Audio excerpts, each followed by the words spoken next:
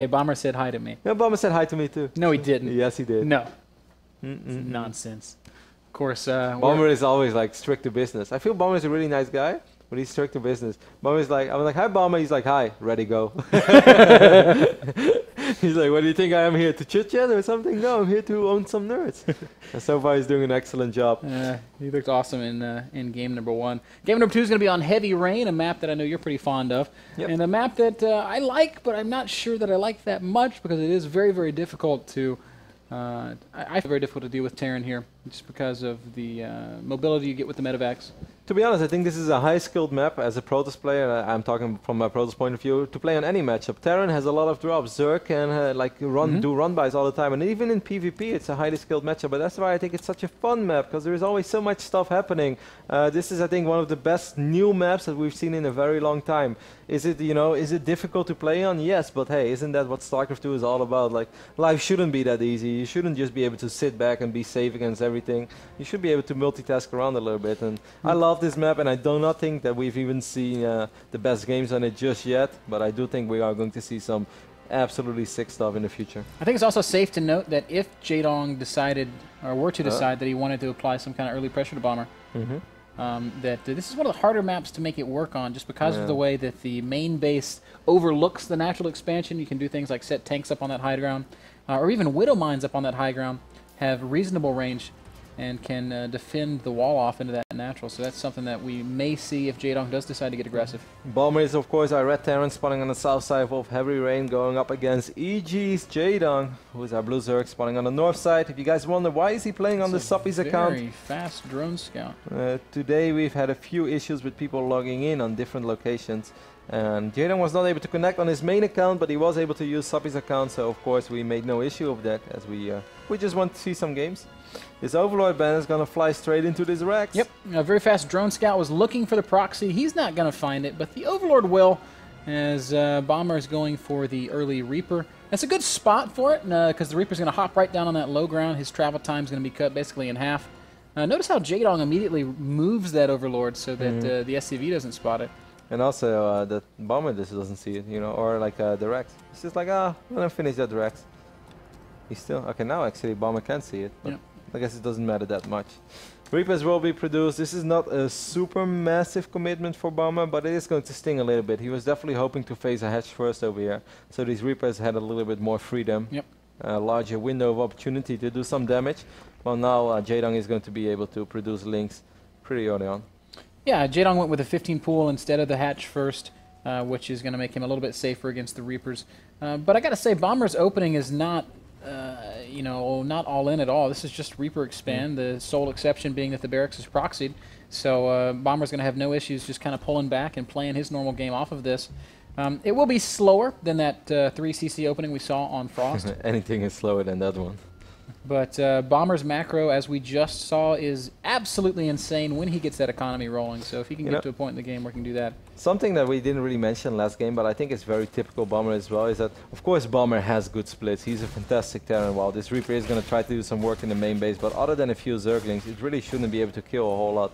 So, of course, Bomber is capable of those high dense situations when he has to make amazing splits, and he can do it. But it's often more how he sets up his army before the engagement actually starts than his actual splits when the armies just clash each other. Bomber is really good in spreading out all of his units and then just pokes forward with a few units, forces the engagement, and then he doesn't really have to do those panic splits because his units are already very well positioned. Yeah, that is a very nice point. I'm just so impressed with how well he macros. He makes more units. It feels like Bomber's macro is more effective than Zerg macro. It's just how it feels when you watch it. But that's just what happens when a Terran is able to get that kind of an economy that quickly with absolutely no contention.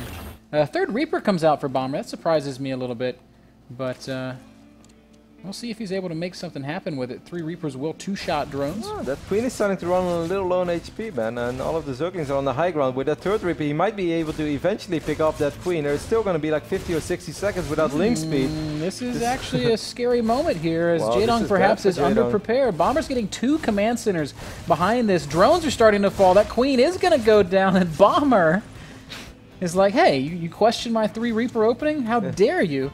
as he just starts going to town on the early game economy of Jaedong.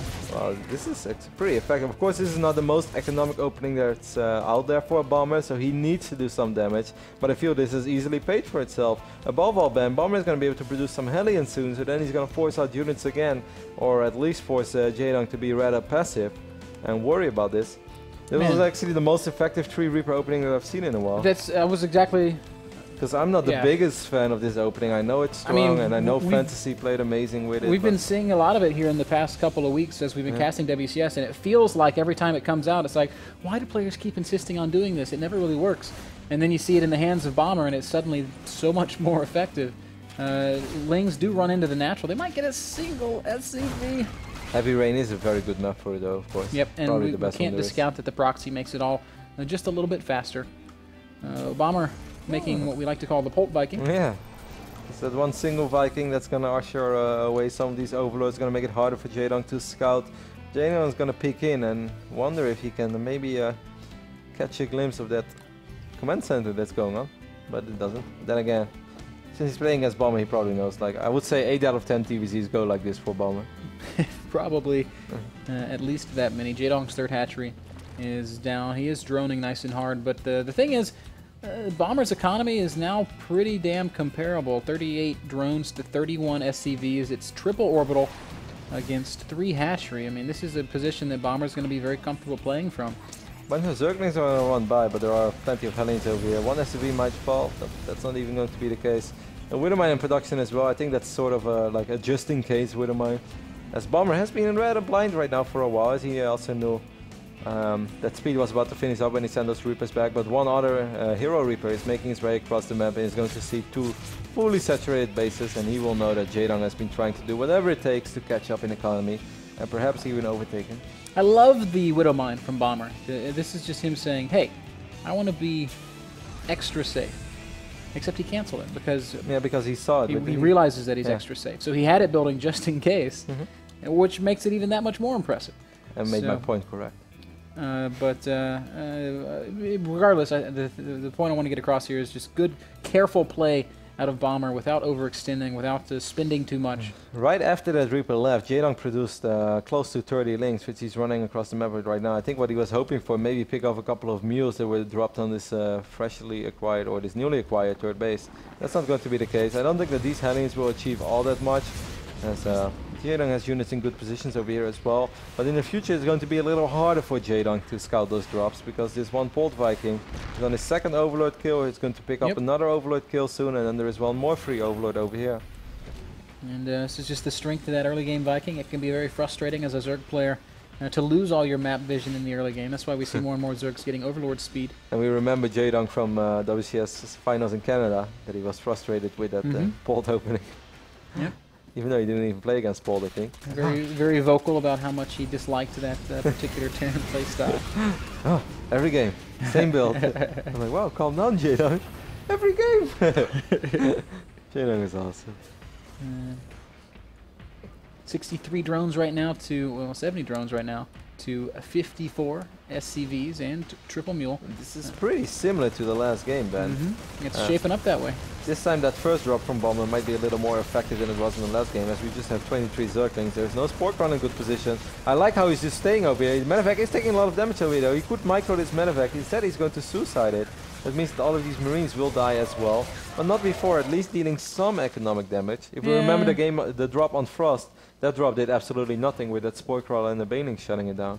I'm a little sad to see him just sacrifice the medevac like that, but you know, maybe he's going to say it was justified. He killed a couple of drones. I don't think it was on purpose. I think he was just looking somewhere else, and you know, he's like, oh, I'll pick them up soon. And then suddenly there were like 4 queens shooting at the medevac. What is a little bit more exciting is the fact that we're starting to see the Bomber macro really kick in. We're seeing those units beginning their march across the middle of the map. Looks like Bomber's going to set up to push into the 4th expansion of Jaedong this time. This is exactly what we saw him do on Frost. It's 1-1 on both sides. The upgrades from Jaedong are a little bit ahead. Actually, +1 armor is not ready yet for Bomber, but will be ready in a few seconds. So this is still very similar. Once again, this 4th base, you know, it's a little more connected to creep, but if there's one scan going down and Bomber will be able to pick up these creep tumors, we are going to have a similar scenario, and I think it's going to be very hard for Jaedong to properly engage into Bomber's army if it's not on creep. Bomber is just so good in setting up these fights. Yeah, and he just doesn't really fight on creep unless he absolutely has to. Here we see him taking out all of the active tumors of Jaedong, and that's going to give him safe passage into that 4th expansion. Because his armor was a little later, Ben, there is a small chance that Bomber might research... Okay, never mind.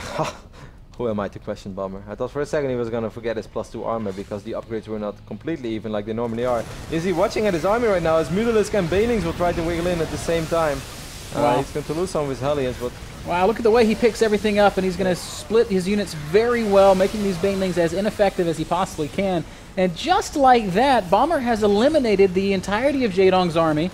There's only 5 mutas left on the map. Once again, this is a dead 4th expansion, and Bomber just has Jaedong's number. Only 5 Banelings on the map now as well. Where are they? They're going to try to roll in. Jaedong needs to keep this base alive.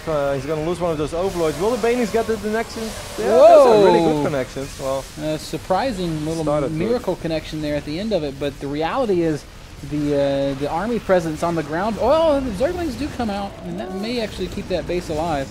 Even though, like, I feel that all Bomber has to do right now is just regroup, start dropping everything. Don't lose those manifacts. There's no need for that, I think, because he has plenty of Marines to push away these Zerglings and Mutalisks. Jaedong is overcommitting here a little bit, Ben, losing 4 out of 5 Mutalisks. Yeah. No, this is the wrong moment to move your Banelings as well, Jaedong. Perhaps feeling like he had a chance to clean up. Things continue to go from bad to worse for Jaedong. 130 supply to 160. It's not the same disparity we saw on Frost, but Bomber has so much more tempo control right now.